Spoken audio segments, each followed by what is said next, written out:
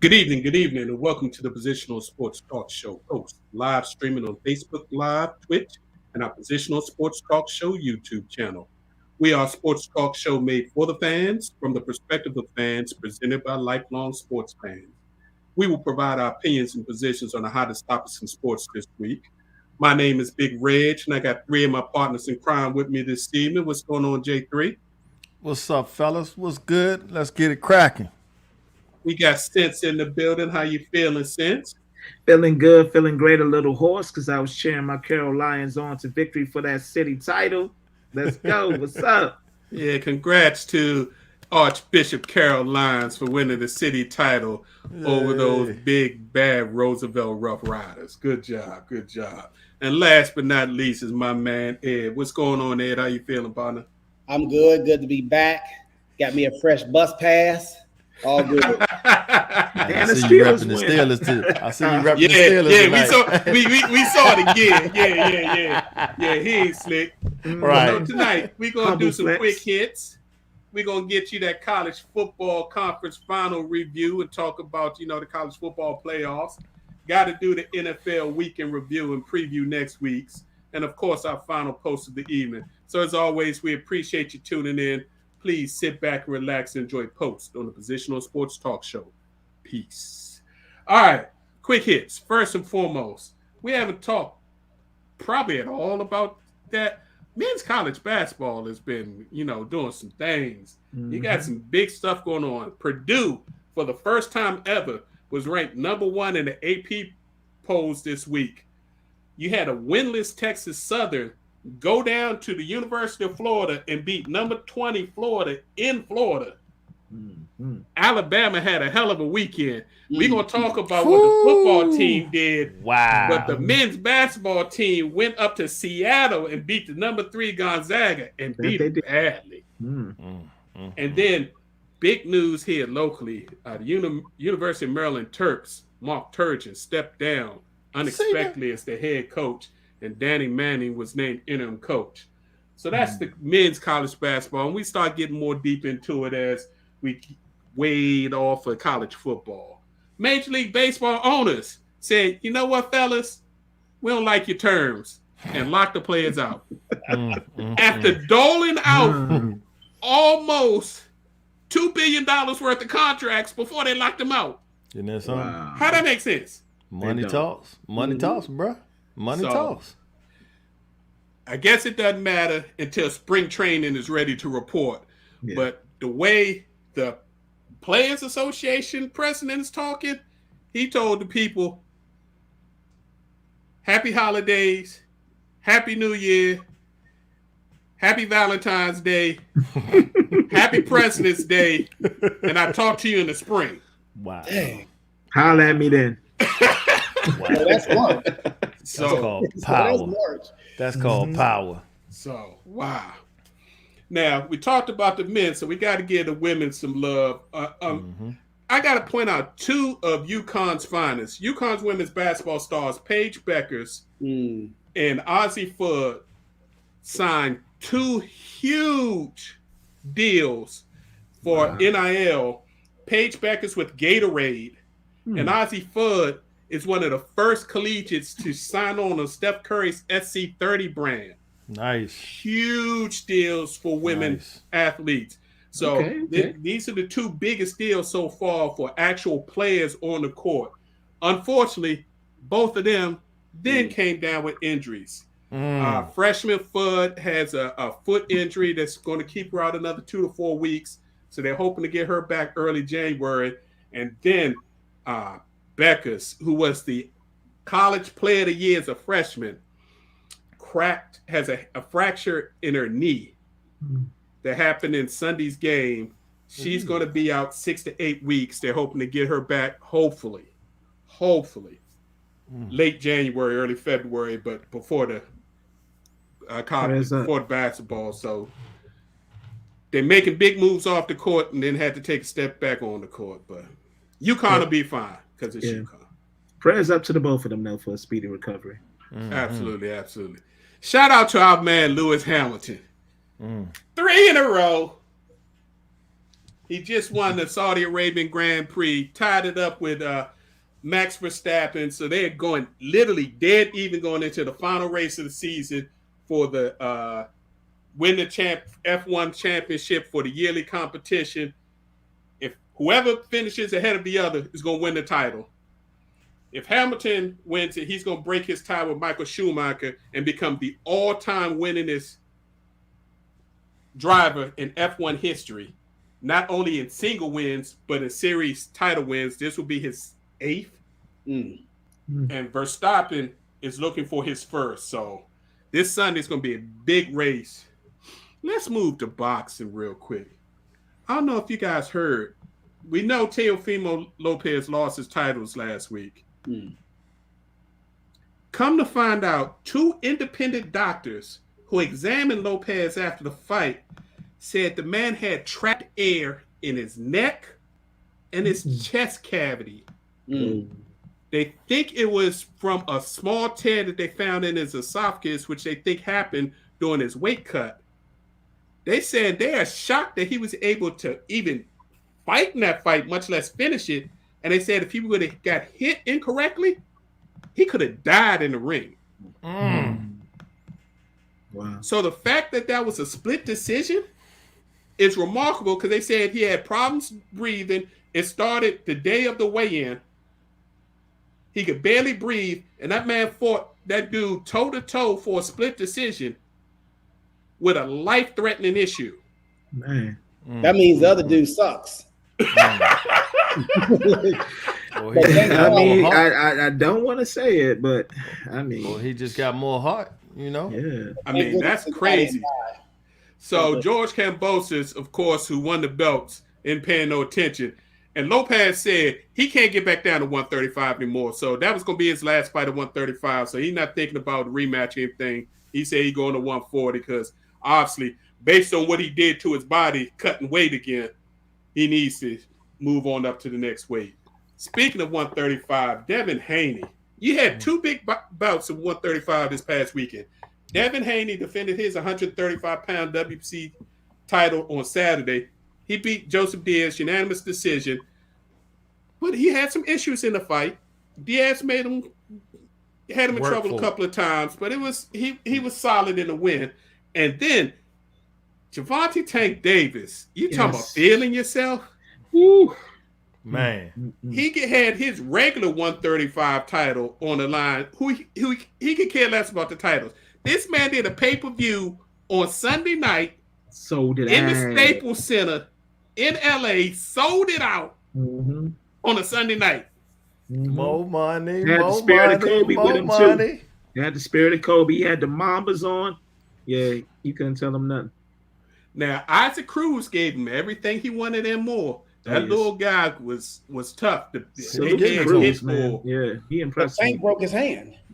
But Tank broke his hand in the 5th or 6th round. They're estimating, and he said he really couldn't use his right anymore. So it's interesting, but that puts us up.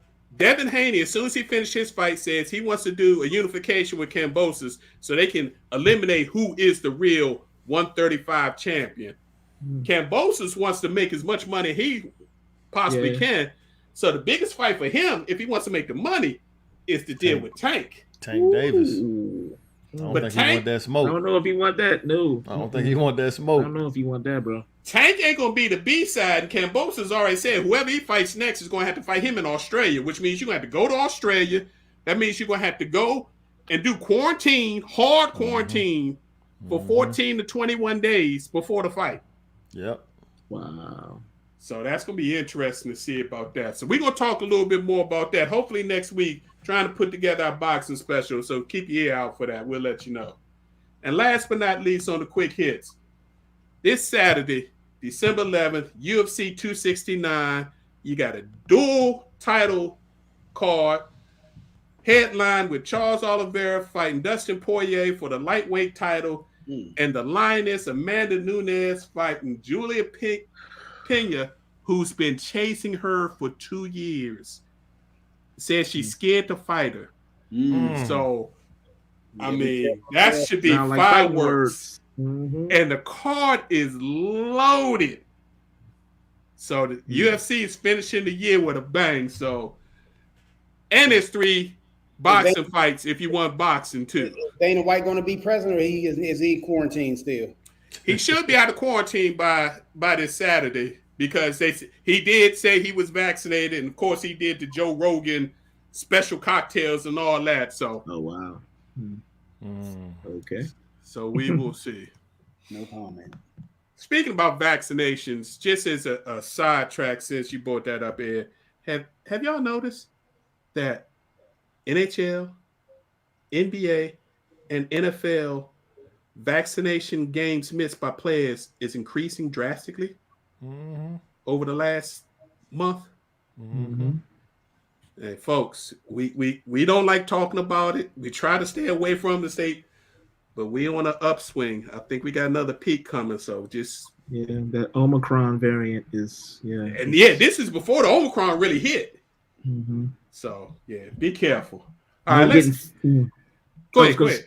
I was just gonna say no getting fake vaccination cards either. Talking about AB. You talking about AB? All right, let's talk some college football, fellas. The conference championship week was last week, and we had some goodies.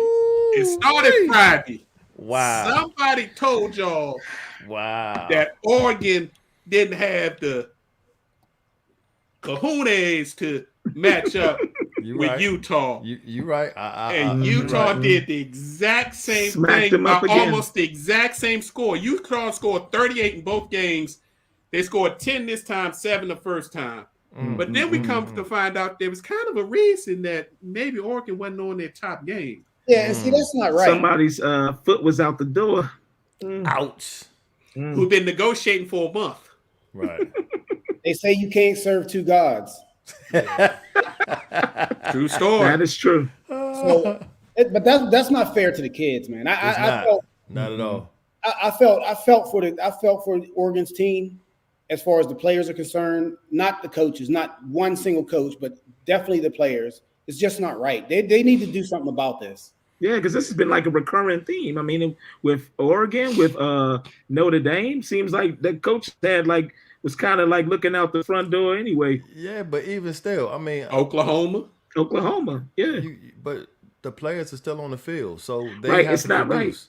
Right. It's not right. Yeah, they got to produce, but if you're not getting the game plans to properly attack the team because your coaches are distracted because your head coach is interviewing for jobs secretly, and I'm sure he ain't telling all the coaches, but his top coaches that he planning on trying to bring with him, hey, I'm about to make this move. Something is, I can't tell you what's going to happen, but something's going to happen. So they got to tell their wives, so their mind ain't all there. So the people that's putting together the game plan ain't there, and you expecting these kids, teenagers to 22-year-olds to go and still I understand compete. It ain't right. It's not. But it's the game. When they put this early signing period thing in the first week in December after the season's over, all these colleges want to have their coaches in place because they want to have them out recruiting for the early signing period. So the coaches got to make a move or they're going to miss out on the recruits. Yeah. And then they a whole year behind in their recruiting. Vicious cycle. It's a vicious cycle. It's ugly. It's a vicious cycle.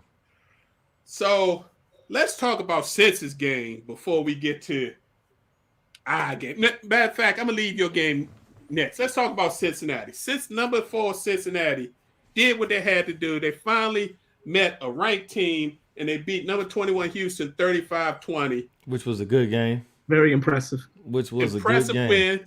They made their statement, solidified that they should be in the playoffs. Baylor, you laughing? You laughing, Ed? Really? I'm saying I'm just laughing. Just okay. To make it even easier, number 9 Baylor upset Oklahoma State to eliminate the Big 12, and it came down to less than a foot. Because I tell you one thing, if those 3, let's say 7 inches more, Cincinnati would not be in the playoffs today. You might be right. But that was another game. Baylor dominated that game in the first half and then stopped playing physical football and let them back in the game. And literally, final play of the game, players running, tries to get the angle, is diving for the end zone, looks like he's going to get in, and a DB hits him in the side and just pushes him a foot short of the touchdown. I mean, that was a great defensive play. But that had to make Oklahoma State sick. Oh, yeah. Indeed, it did. Had to. Lastly, before we get into the real games, Pitt beat Wake to win the ACC title. All right, let's move on to some real games. Number 2, Michigan. Yes. Dominated. Number 13, Iowa.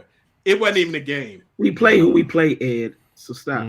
It wasn't a game. I mean, unfortunately, the Big Ten has this problem just like the SEC has a problem. Almost all of their good teams are in one division. So whoever wins that division most likely is going to win the championship, and a lot of times it's going to be mismatches.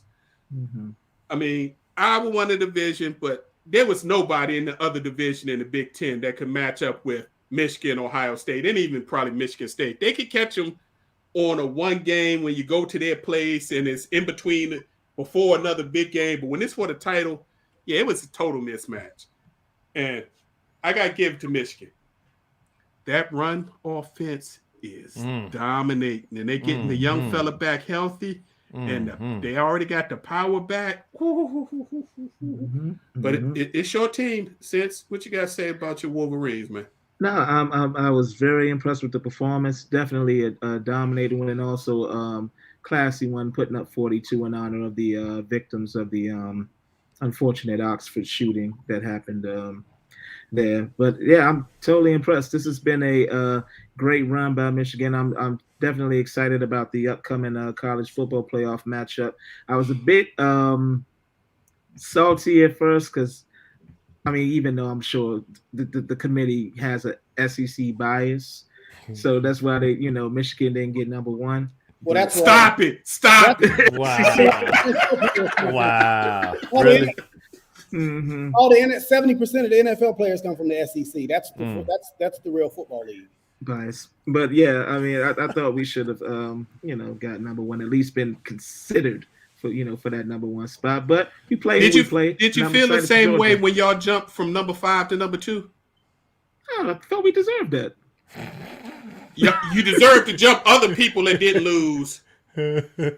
We beat Ohio State. That was a statement win. Okay, yeah, Alabama beat Georgia in damn Georgia. Right, exactly. Look. I'm not knocking y'all's placement. Y'all beat Georgia in a dominating fashion. Props to y'all. Ass. Whooped them. So yeah, I can't front. I would have loved to get number 1, but well deserved. Even though we have to at least kind of consider some slight bias, but that's another subject for another day. Well, you'll see some bias on the 31st when you play Georgia.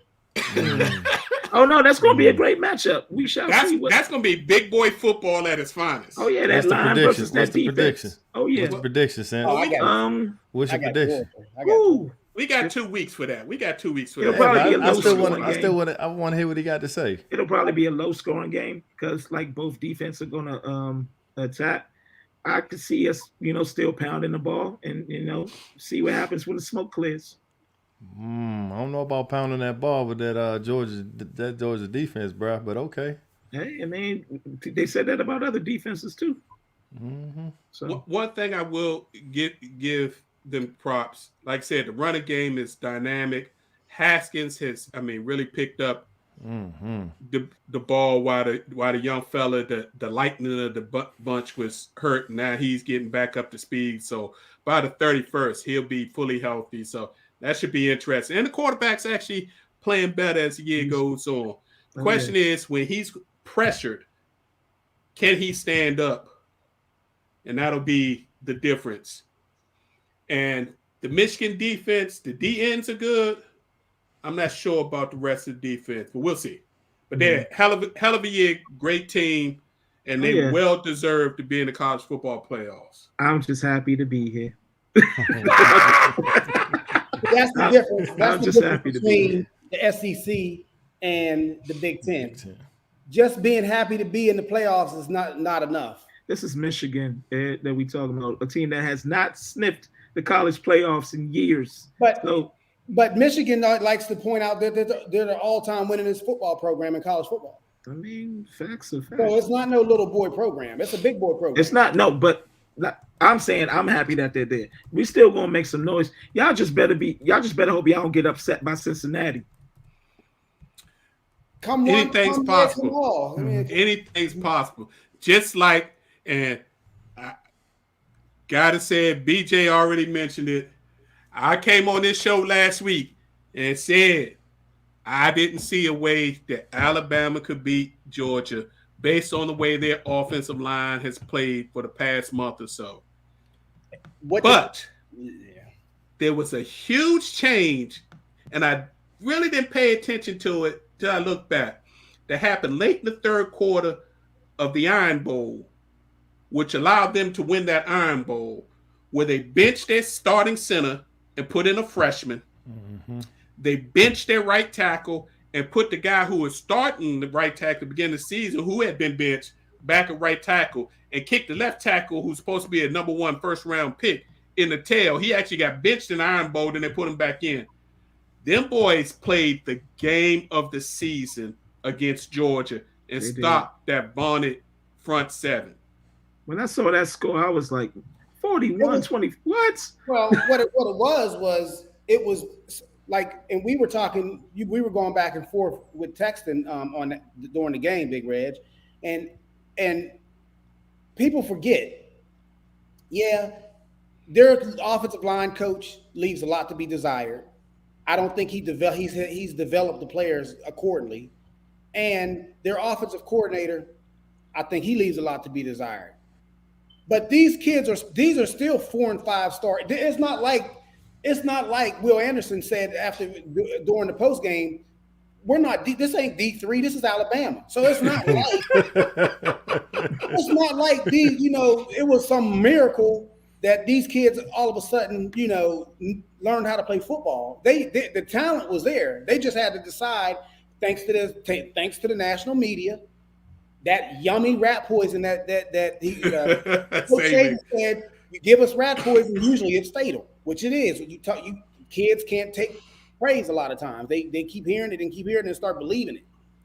But this time, it turned into a positive because they were like, wait a minute, we don't have a chance? We're underdogs since the first time since 2015? Come on.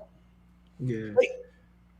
They took an approach. You had to give Georgia their props. Their defense was giving up less than 7 points a game. Mm-hmm. Did you see those defensive linemen in that game? They looked like they was going to have heart attacks on the field. Yeah, buddy. They was tired. They was real tired. Saban did to Georgia what teams used to do to Alabama when Alabama used to have all those big players, and then Saban made all his players lose 15 to 20 pounds. Yep. That's exactly what happened to him. Yeah, I mean, Alabama definitely went Kevin Durant like, oh, y'all know who we are. Did you forget who we were? We Alabama. And then Alabama had the best player in the building. Sometimes if you got better players, you just bet you can't. There's nothing you can do. Bryce Young. Mm-hmm. Everybody said he had his Heisman moment the weekend before when he brought the team back in the Iron Bowl with less than 2 minutes and drove 80 yards for the touchdown to get in overtime. But what he did to Georgia, he picked them apart. He looked like he was a pro quarterback playing in a college game in that game.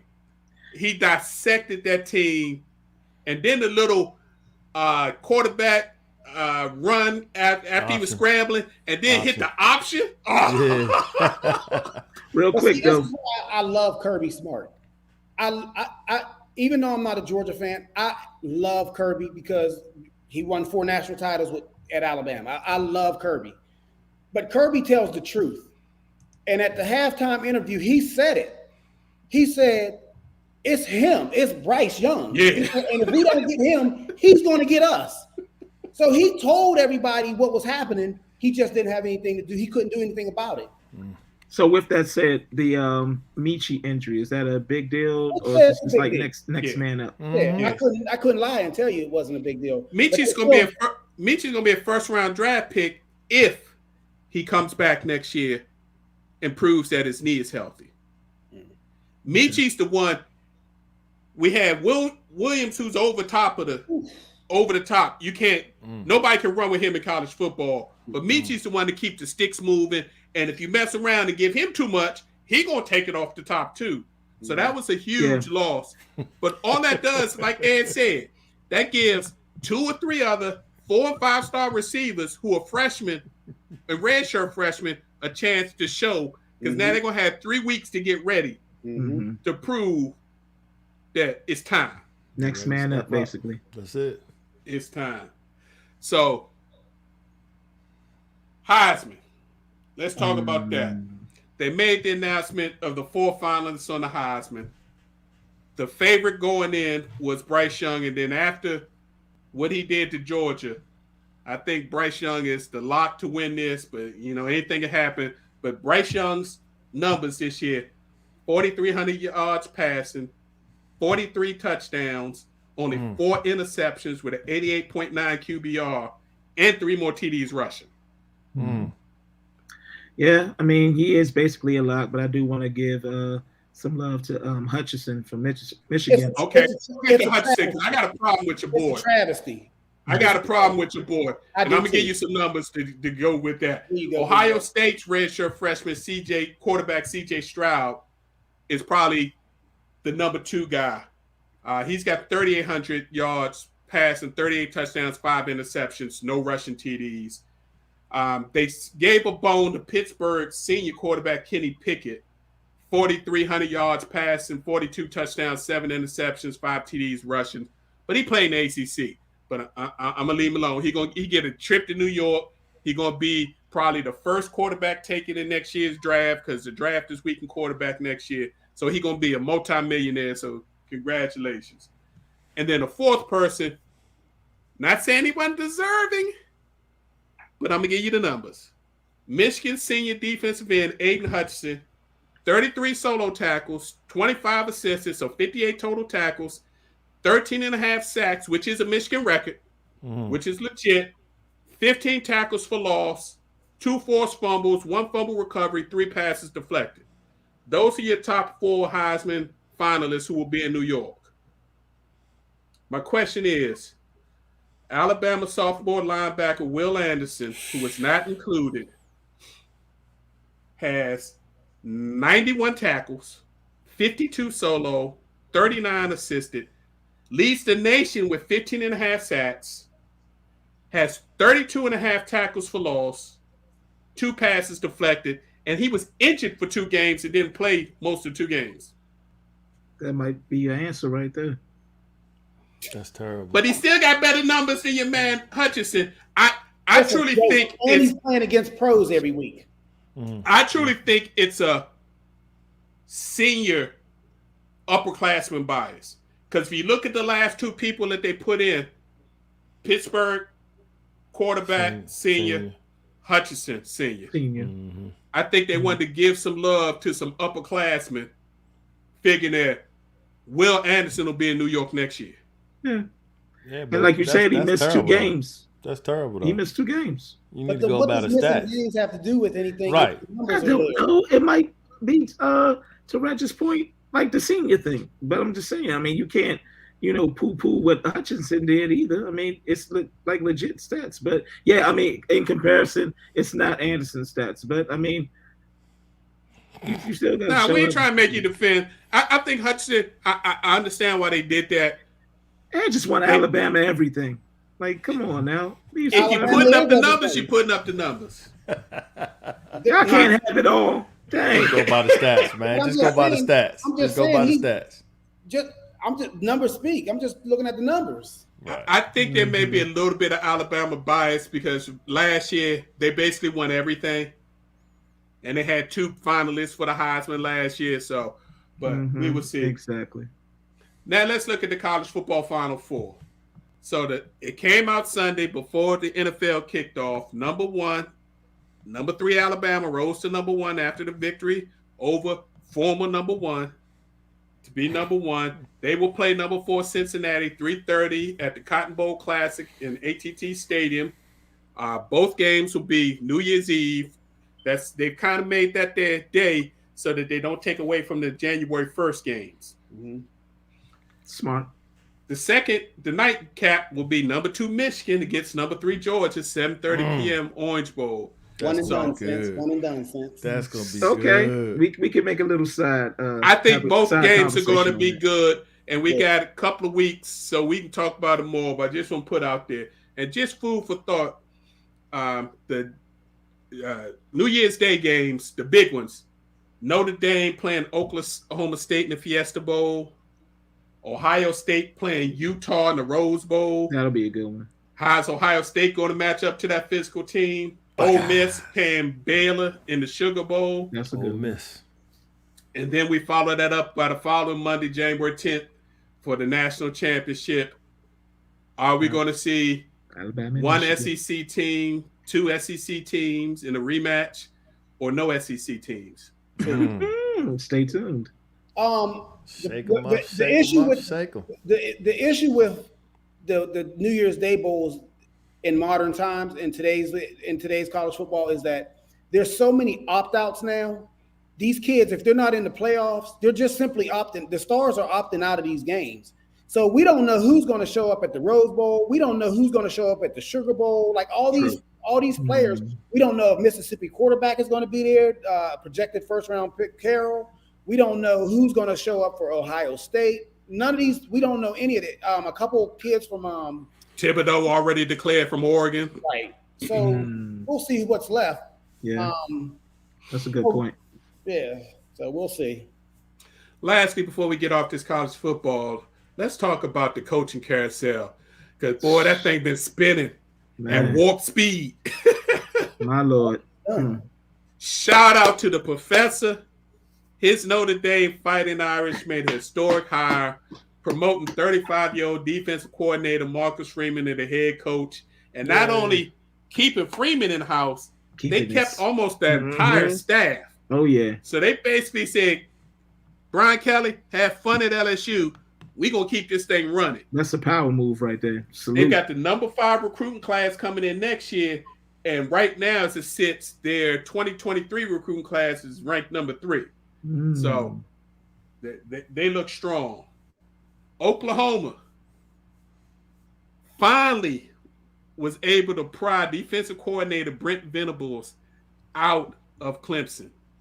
He has been the major reason that Clemson has been able to go on their run that they went on, because that defense has been one of the top 5 defenses in the country since he's been the D coordinator there. He was the highest paid coordinator in college football. Now he takes his first head coaching job at Oklahoma, which he was an assistant there for like 12 years. What's Dabo going to do now? And I'm actually rooting for this dude to be successful, except when he plays Alabama when they get to the SEC. But I'm actually rooting for him because Lincoln Riley is I don't want to say, he's just not being a good person. Not only did he just abruptly leave, he also took his recruits. That's their prerogative. They want to play you. They want to play for a certain coach, like everybody in America wants to play for Saban but can't. I'm sure a lot of people want to play for Lincoln Riley. But it came out that his defensive coordinator / defensive back coach, whatever he is, he's a defensive coach, was actively recruiting for USC while he was still on the Oklahoma staff until he abruptly retired following the announcement of Venables becoming coach on Sunday. So it's just so if he wanted to recruit for USC, he should have left immediately with Riley instead of staying on staff being paid by Oklahoma.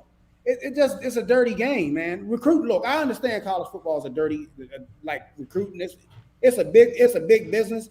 Anybody that don't think it's a big business, these cats are getting $95 million, $100 million contracts. They giving it out left and right. Sometimes they still paying the former coaches, 2 or 3 coaches at a time. So anybody that don't think this is professional football is an idiot. It's not just honest, but it's just a dirty game, man. And sometimes you got to do the right thing. And speaking about dirty games, we mentioned this early. Former Oregon head coach Mario Cristobal is leaving Oregon to go back home to Miami. Now, he attended Miami, won 2 national championships as offensive lineman in Miami, and was an assistant coach.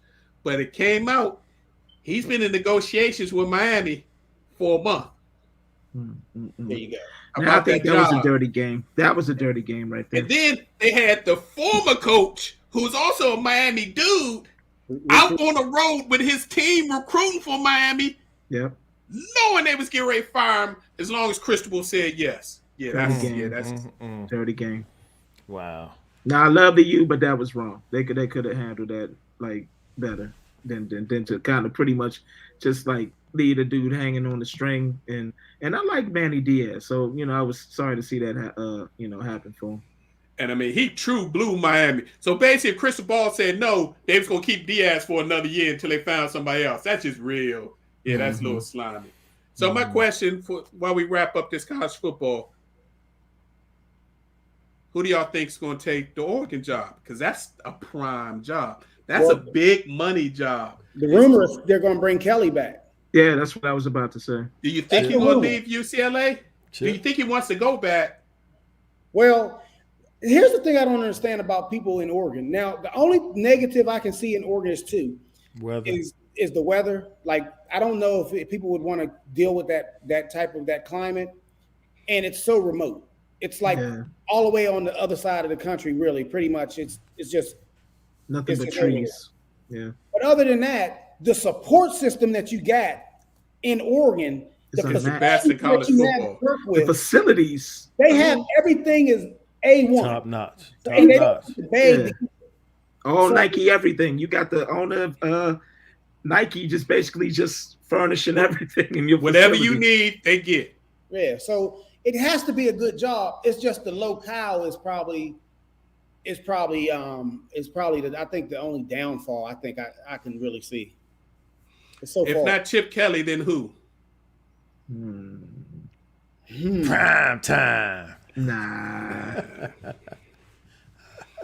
I think he would succeed there. Oh, for sure. I think that's the right kind of place, but I don't think he would do that. If I was on the board, if they was going to take they could come get. Bill Brown's available. He Bill Brown. They can have him. Nah. I see Kelly going back. Like they roll out the red carpet for him. They treat him like a king there. He had so much success there at Oregon before implemented new offices. They were dynamic for the years that he was there. So if they were able to lure him back, that would be a good move. All right. So rumor is Clemson might also lose their offensive coordinator. He's supposed to be one of the top candidates for both the Duke job and the Virginia job. So Dabo might have to do some real coaching real soon. Just saying. And Jay Will, she can stop it. I'm good. You can stop it. First and foremost, there ain't no way in heck you giving the third away to anybody, and your wife ain't having that. So leave it alone. Right. Good luck with that. All right, let's get on to the NFL. Yes. Some of the quick injuries. Joe Burrow dislocated his pinky on his throwing hand, but finished the game. He says he's not going to miss time. Your boy Taysom Hill injured his fourth finger, and they call it mallet finger, where he can't even control the end of his finger. But it's the Saints. $95 million to do that. Yeah. He trying to make sure he get that starting quarterback check. So the biggest one I think is Adam Thielen, high ankle sprain. He can miss anywhere from 2 to 4 weeks, depending on how severe it is. So that's going to be a problem for the Vikings. The Vikings have issues, and I think the coach is coaching for his job. We need him to have issues right now. I got him on my squad. Lord. And Kenyon Drake of the Raiders broke his ankle. He said that the tackle used they should look into, and the one that really hurt me, Logan Thomas, after fighting back, soft. He just soft. He get on my nerve. Soft. Man, he scored a touchdown. I ain't going down him like that, J3. Man, nah, he's soft. Every time you turn around, he getting hurt. Well, he ain't built for that. He a quarterback. Yeah. Is he? He was. That's Yeah, what but he you was can all his year. Mm-hmm. He got to get used to that contact. But it could have been worse though. Yeah. Yeah, they said multiple weeks, but they thought originally that he tore his ligament, so Man, looks like they bench him, just get rid of strained. He that. caught touchdowns for us, so he's good at my All book. right, let's talk about some of these games real quick. Let's start with last night's game because the game was ugly as heck. Bills but- Blafia. Don't look now, but guess who's number one in the AFC? Not the AFC East, Ooh, the AFC. that The Billy Brady Patriots Bowl in soon full come. field. Is that amazing or what? And Billy boy. what they did last night Mm, and only throwing 3 passes in an Wow. NFL game, that tells you something. that tells you that coaching staff is on top of everything. And they knew that win was not going to allow you to throw a ball effectively, The Patriot especially way. going in one direction. So they said, we just not going to do it. So we're going to line up you against us, and if you can stop us, you can win. And they punched the Bills in the mouth in Buffalo. Yeah. And did you notice how many running backs they used? I was just about to say it was It's just reminiscent of the glory days. It's just amazing that they actually used their bench Yeah. for players to They step get in. paid, like you like to say, J3. They get paid. It was Nah, reminiscent. man. It was reminiscent of the glory days of New That's what I'm England. trying where to tell it's you. like I mean, running back come on, by man. committee. Well, you know, Yeah. Belichick don't play that. You getting a check, you got to contribute some way, or you getting cut. Exactly, and that's Yeah, how it that- should be. Damian Harris with a bad hamstring had one big run, but that was the game winner run where he cut back and took his 67 yards, hit his bowhead on the goal post, Straight to the house. Bolden scoring a 2-point conversion. Like, Mm-hmm. and then literally said, hey, guess what we're going to do this time? We're going to run. Running the ball. Hey, guess what we're going to do this time? We're going to run the Run ball. That's the most miserable feeling as a defensive player. When you know what they're going to do, and they do it and anyway. they laughing at you as they do it, and you can't do anything about it. Sound like Michigan versus Georgia, but go ahead, proceed. Shots fired. Shots fired. But that's how you should be. You should be confident your squad is going to be able to do something. Them boys had a final bounce back, but it was against the Saints and Taysom Hill. So we give them credit for the win, but that's all we're gonna give them. One and Dallas done. week though. One and Dallas done. week. Football team going to handle Mhm. It is Dallas week for Dallas. Washington Cowboys. Let's see if they can Yeah, get some yeah. juice going because it hadn't been them Dallas weeks haven't been pretty lately. Shout out to the Arizona Cardinals. Everybody been talking about it. Everybody else in the NFC 10-2. and all the Arizona been doing is winning. 10-2. And now they got Mighty Mouse back, Mm. and it's a problem. Kyler Murray is a problem. especially a well-rested Kyler Murray. Mm-hmm. 3 weeks for a high ankle sprain, and the way he was running around and doing his thing, 4 more touchdowns, 2 passing, 2 rushing. Mm. Arizona gonna be a problem for any team playing them. I ain't see that one coming. The key for all these NFC teams, though, particularly at the top of the conference, they can't let Green Bay get that first round bye or home field because Green Bay, I can't see Arizona going from 85 degrees to negative 10 Lambeau, Lord. and winning the game. Arizona is 7-0 this year on road games. But that's nice weather road games. Lambeau Field is a whole nother monster. I hear you. With that running game, and hey, shout out James Conner to found a home. I don't know what happened in Pittsburgh. I don't know what happened in Pittsburgh. It's going to come to a screeching. BJ, help me on this.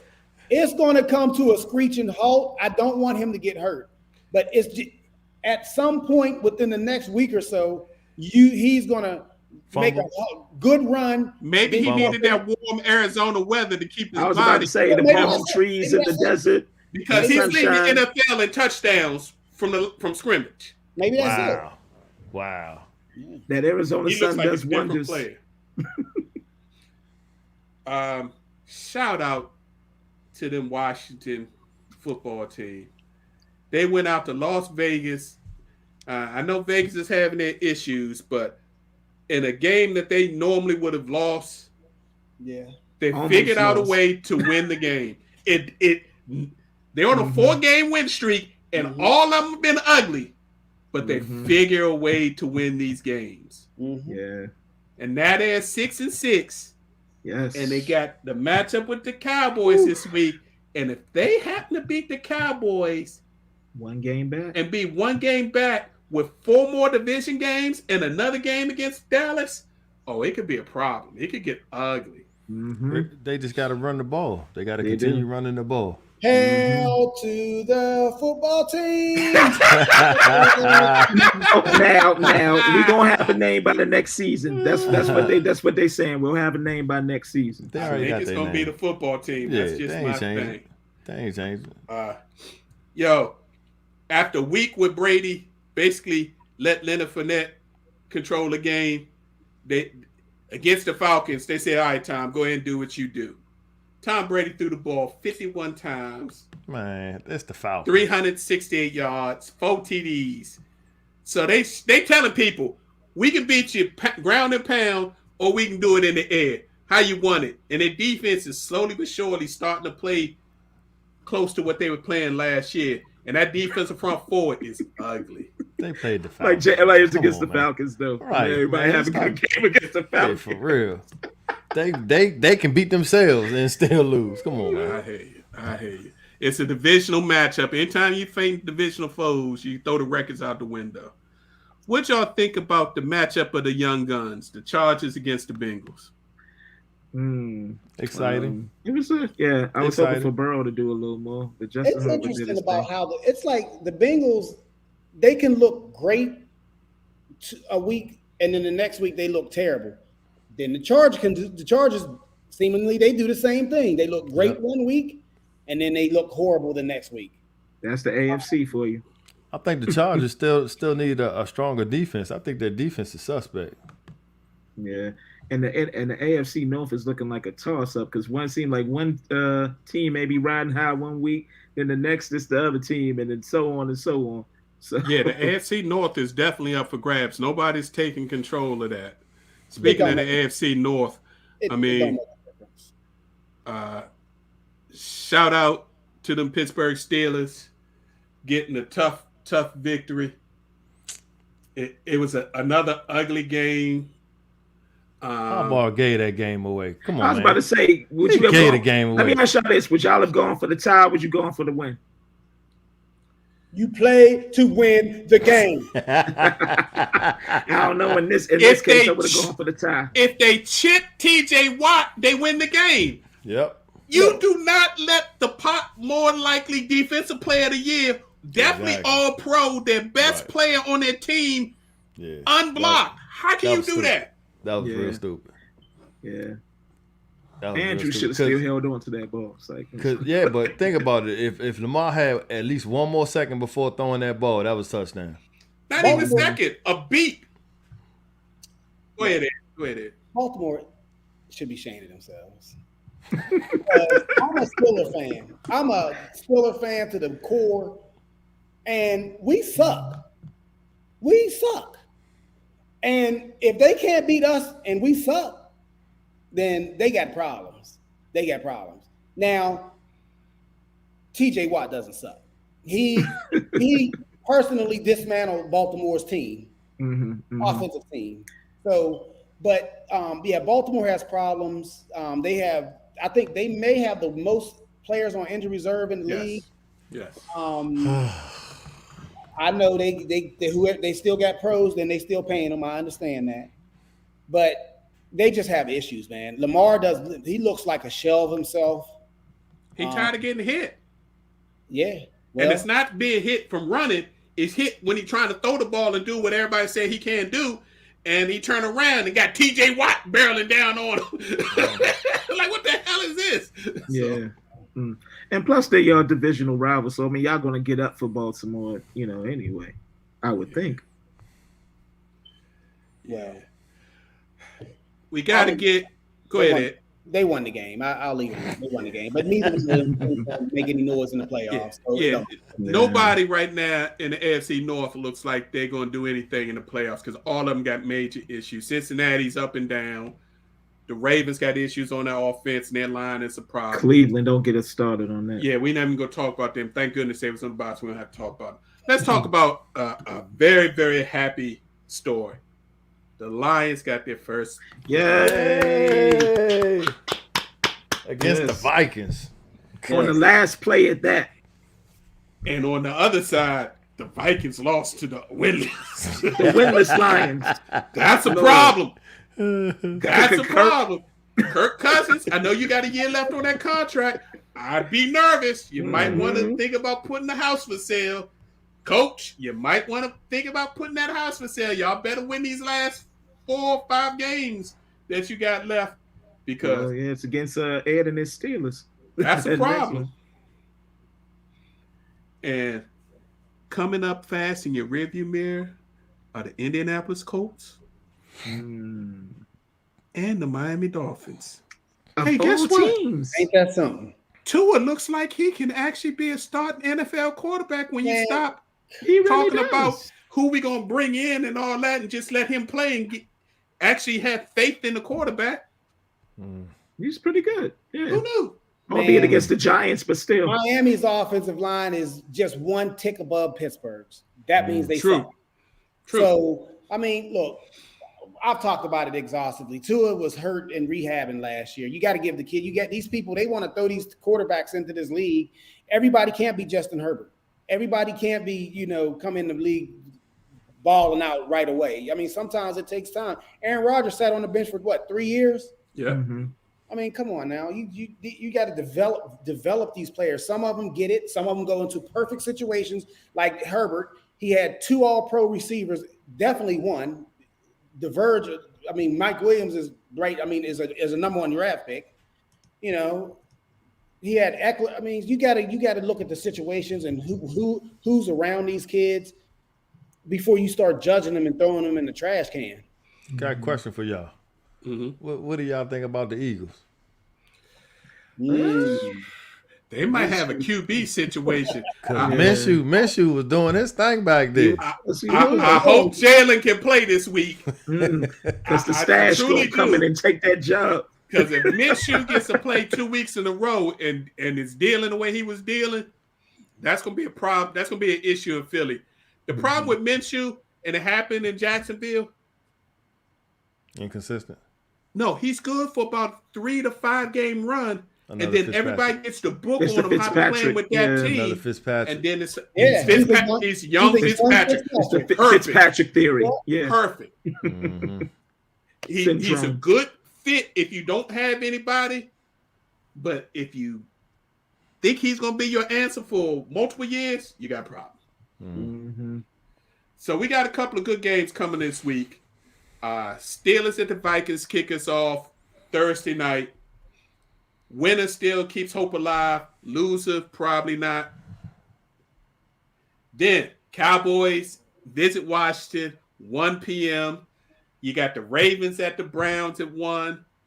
Raiders at the Chiefs at 1. Giants at the Dolphins, a sneaky, interesting game. Loser that game's probably out. 1 o'clock. 4 o'clock games of interest. 49ers at Bengals. 49ers all 6-6 all of a sudden. Bills at Bucks. Woo. That's going to be a good one. Your nightcap is the Bears at the Packers. And then your Monday night game is a biggie. Rams at Cardinals. Cardinals beat the Rams. Cardinals win the NFC West. Already? Wow. Yes. They'll have 11 wins? Because they've already beat the 49ers. Yeah, they 10-2 right now. They would have beat the Rams, I think, twice. So, and they've already beat the Seahawks once. All right.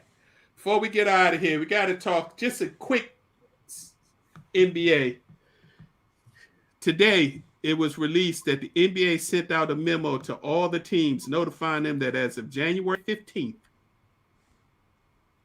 any unvaccinated player leaving the country will not be able to get back into the country. Dang. Wow.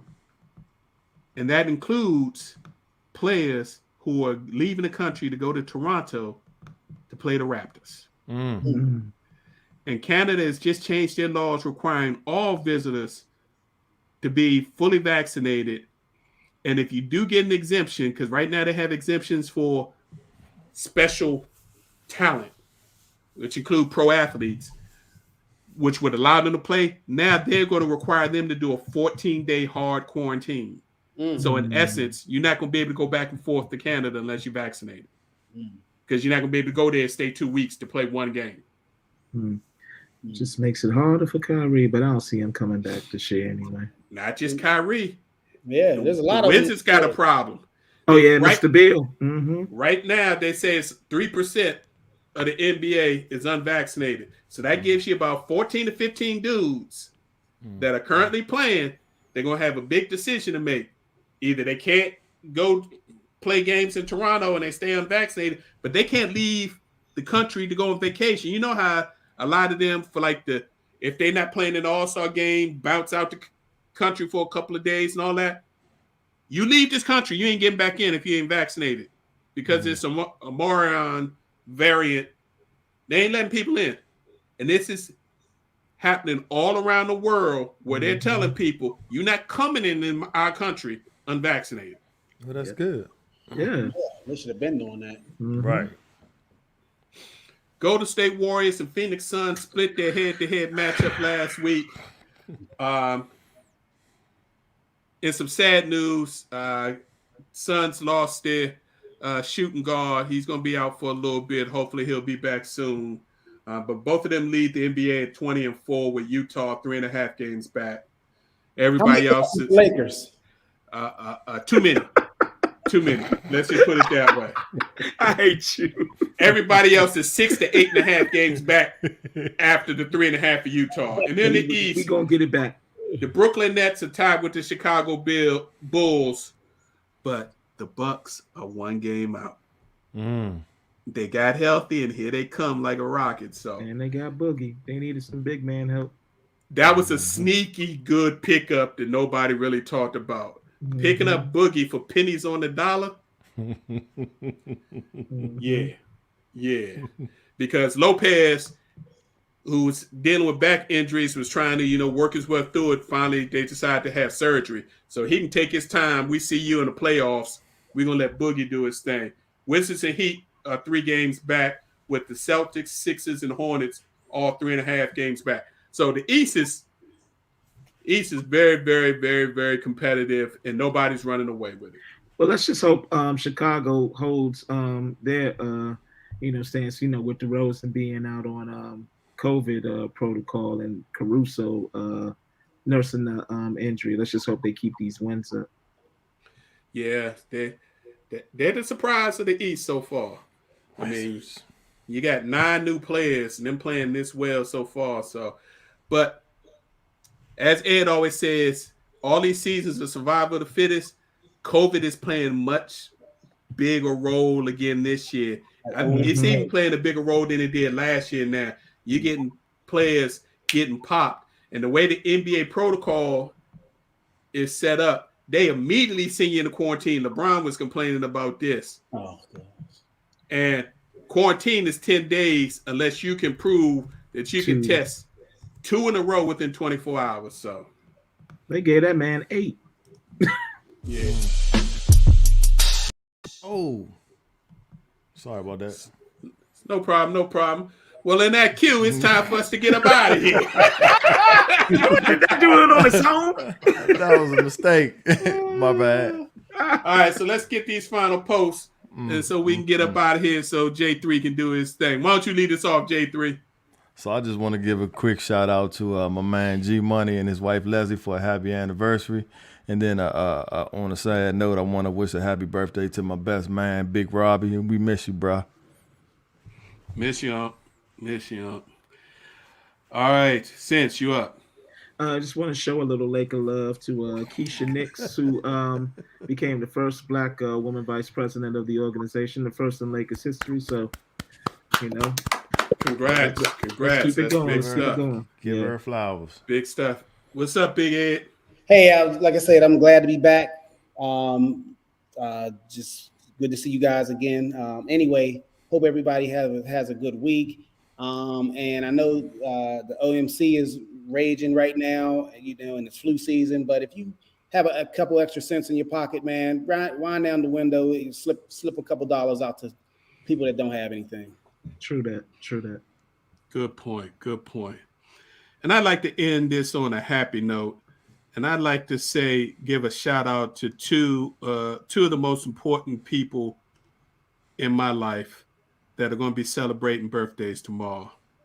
First, my brother of over 40 plus years, my man J3, celebrating a birthday tomorrow. You done snuck Happy that birthday, past my brother. Thank you. And his niece, my baby girl, G, who turns, I'm not going to tell her name, but celebrates a birthday with her uncle tomorrow. Happy birthday, baby girl. Daddy loves you. Daddy proud of you. Yes. I hope you're enjoying your little birthday vacation with your mama that's just arrived today. Y'all have a good time. Stay safe. All right, we'd like to thank you all for tuning in and listening. We appreciate your time and opportunity to share our positions on sports with you. We're here each and every Tuesday, 7 p.m. for the live show. We'd love to have you join us. But if you can't catch the live show, we post all our shows on our YouTube channel and our Facebook page, Positions on Sports Talk Show. Look us up. But if you prefer the podcasting avenue, you can go to any podcasting platform of your choice. Just type in Position on Sports Talk Show. Pull us up. We upload all of our shows. So you have shows upon shows. We've been doing this now going on 2.5, pushing 3 years. So we're glad to have you. If you check out any of our social media sites, please like and please subscribe. The subscription's free. We appreciate the support. We'll see you next week, 7 p.m. Y'all stay safe out there. Peace. See ya.